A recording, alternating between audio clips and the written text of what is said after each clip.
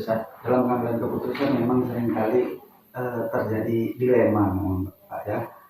Nah, dilemanya kita ketika mengambil keputusan itu yang pertama di dalam satu sekolah. Nah, itu biasanya kita ada memikirkan yang pertama hubungan, yang pertama teman, rekan kerja, atau saudara seperti itu.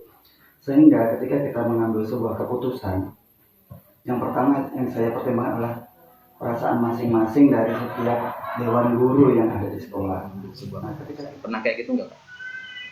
Ya, ada sih beberapa kali ya yang memang sangat membutuhkan pemikiran yang betul-betul jeli karena memang dari kejadian itu kita harus mempertimbangkan dua hal yang memang harus jadi fokus ya, jadi sangat memerlukan suatu pertimbangan karena dua-duanya itu memiliki suatu dasar ataupun apa hal yang saya anggap juga sama-sama memiliki hal yang perlu diperhatikan tuh intinya. Secara kode etik itu salah, cuman kita kasihan juga gitu. Pernah nggak Bu jumpa kondisi seperti itu? Udah pasti ada, udah pasti. Jadi kalau seandainya di dalam kode etik itu sebenarnya salah kan, tapi untuk supaya kita tidak menimbulkan suatu dilema, maka kita itu harus ada musyawarah. Kalau kondisi di mana ada dua kelompok nih Bu Bang di sekolah itu, yang satu punya kepentingan dan yang satu juga punya kepentingan, tapi bertentangan.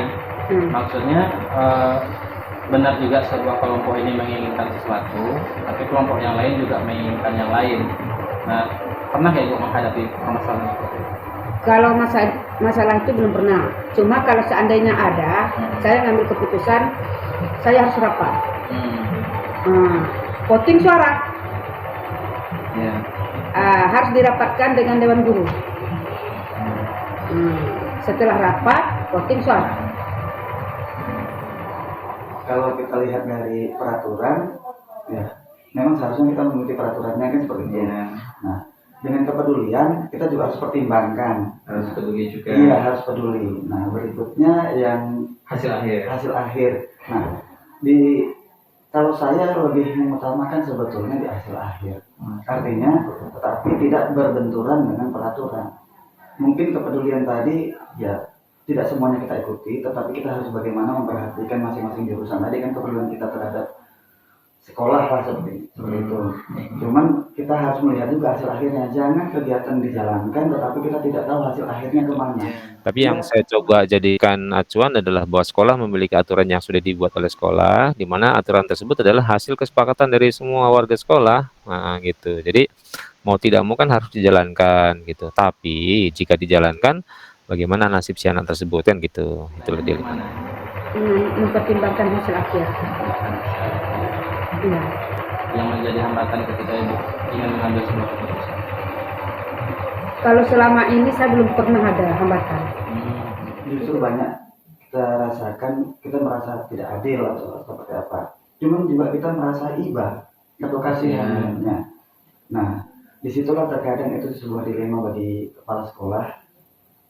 Itu terutama saya, ketika harusnya itu memang melanggar peraturan, tetapi ada rasa-rasa hibah kita Kasihan itu ya, mau ditegakkan nah, kasihan. mau kita jalankan, mau kita ini kan kita merasa kasihan atau itu rasa sebagai rasa kekeluargaan atau apa kita itu yang membuat kadang keputusan itu seperti mengambang. Hasil akhirnya itu bagus. Dan itu aja. Jadi kalau masalah belum saya belum pernah dapat tantangan di sini. Berarti selama Ibu di sini belum bisa dibilang belum pernah galau mengambil keputusan. Belum ada. Biasanya kalau untuk memutuskan sesuatu, Ibu membutuhkan waktu yang singkat atau Ibu menunggu dulu? Dilihat keputusan apa yang harus kita putuskan. Kalau masalahnya hanya kecil, kita putuskan langsung. Tapi kalau berat harus ikut dengan walinya, orang tuanya. Tengok keputusan apa yang kita ambil. Tergantung permasalahannya. Kalau permasalahannya kecil kan nggak mungkin kita tunggu. Itu. Ada nggak Pak orang-orang atau yang ikut membantu Bapak lah dalam mengambil keputusan? ada satu guru BK ya, dia juga sangat mempertimbangkan memberikan suatu masukan bahwa psikologis anak, hak anak itu menjadi bagian yang menjadi masukan pada kami selaku pengambil keputusan dan juga ya permohonan orang tua gitu kan bahwa itu sudah diakui sebuah kesalahan orang tua tapi mereka memohon ya kiranya bisa diberikan karena Ada nggak Bu orang yang biasanya ngebantu Ibu membuat sebuah keputusan? Ada seperti misalnya yang kita percaya, yang memang kayak waka-waka, kadang-kala nanti ada masalah apa dilihat dari permasalahannya yang perlu mungkin melibatkan komite, melibatkan pengawas. Tetapi sesuatu yang saya kerjakan kebanyakan saya selalu bertanya dulu ke pengawas dan komite. Mungkin jabatan saya itu kan nggak lama, istilahnya nggak lama lah. Jabatan itu tidak, kita bilang tidak seumur hidup.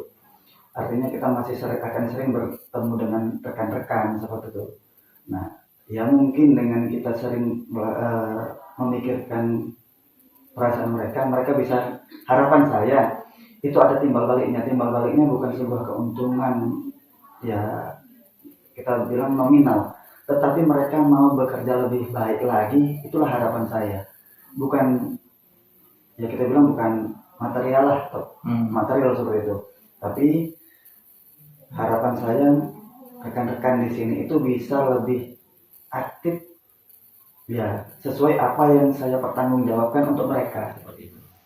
Ada nggak Pak pembelajaran yang Bapak ada ambil dari kejadian tersebut yang membuat Bapak merubah beberapa hal di sekolah untuk sekarang? Iya, ada ya di situ untuk mengantisipasi ya supaya tidak terjadi lagi di awal-awal setiap tahun itu diambil sebuah tindakan adanya pembuatan surat pernyataan dari siswa dengan orang tua. Ya kalaupun tidak di atas materi tapi ada surat pernyataan yang dibuat oleh orang tua yang itu dilakukan di 3 komponen. Ya siswa ada di situ, orang tua situ, dan wali kelas juga ada di situ. Dan itu semuanya tanda tangan menyatakan bahwa akan mengikuti akan patuh terhadap tata tertib. Salah satunya itu tadi ya, salah satunya tidak yang kejadian tadi. Saya tidak ada penyesalan karena setiap saya udah membuat keputusan itu memang udah dengan pertimbangan. Kalau sebuah keputusan yang Ibu buat itu, pernah nggak sebuah keputusan yang Ibu buat itu merubah cara pandang Ibu? Merubah Ibu, umpama sebelumnya Ibu umpama lebih peduli, kemudian setelah ada sebuah kejadian dan Ibu ambil keputusan. Oh, nggak ada, tidak pernah. Saya punya masalah dengan Bapak, tetapi saya tidak merasa dendam terhadap Bapak. Kalau yang keputusan tadi ya tidak menyesal ya, karena memang pada dasarnya kebutuhan hak anak untuk melanjutkan pendidikan itu yang lebih utama. Jadi mungkin agak merasa bersalah, mungkin terkesan kita tidak terlalu kuat dalam memegang aturan di sekolah sehingga merasa bahwa guru-guru ini, mungkin saya merasa bahwa guru-guru itu akan melihat saya itu saya kurang teguh dalam pendirian. Tapi saya tetap porsinya adalah untuk hak anak tadi ya. Nah, hak anak harus kita coba penuhi itu kira-kira.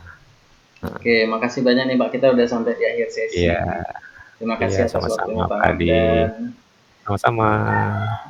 Boleh Pak, berarti kita tutup sampai di sini Pak ya? Boleh. Siap. Terima kasih lagi Pak atas waktunya. Ya, sama-sama Pak Di. Sukses Pak Di. Karena saya yakin mudah-mudahan apa yang saya ambil itu benar. Selagi